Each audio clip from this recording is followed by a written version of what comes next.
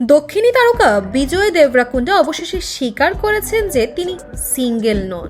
মুম্বাইয়ের এক সিনেমায় প্রচারণা অনুষ্ঠানে এক সাংবাদিকের প্রশ্নের জবাবে বিজয় বলেন, আমার বয়স ৩৫।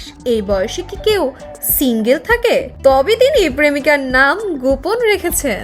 বিজয় আরো বলেন, আমি ডেটিং এ বিশ্বাস করি না। কোনো সম্পর্ক এগোনোর মানে বন্ধুত্ব করা। বন্ধুত্ব যখন গভীর হয় তখন ভবিষ্যৎ নিয়ে ভাবা যায়।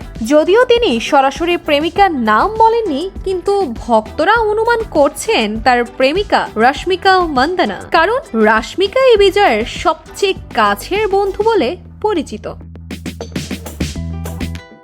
রাশমিকা এর আগে এক সাক্ষাৎকারে বিজয়কে তার ঘনিষ্ঠ বন্ধু বলে উল্লেখ করেছিলেন এবং জানিয়েছেন যে তিনি প্রায় সব বিষয়ে বিজয়ের সঙ্গে পরামর্শ করেন। তবে বিজয়ের সাম্প্রতিক মন্তব্যের পর রাশমিকার কোনো প্রতিক্রিয়া এখনো পাওয়া যায়নি। রাশমিকা বর্তমানে ব্যস্ত তার পরবর্তী সিনেমা পুষ্পা 2 নিয়ে। ছবিটি আগামী 5 ডিসেম্বর মুক্তি পাওয়ার কথা, যেখানে তিনি আলু অর্জুনের সঙ্গে জুটি বেঁধেছেন।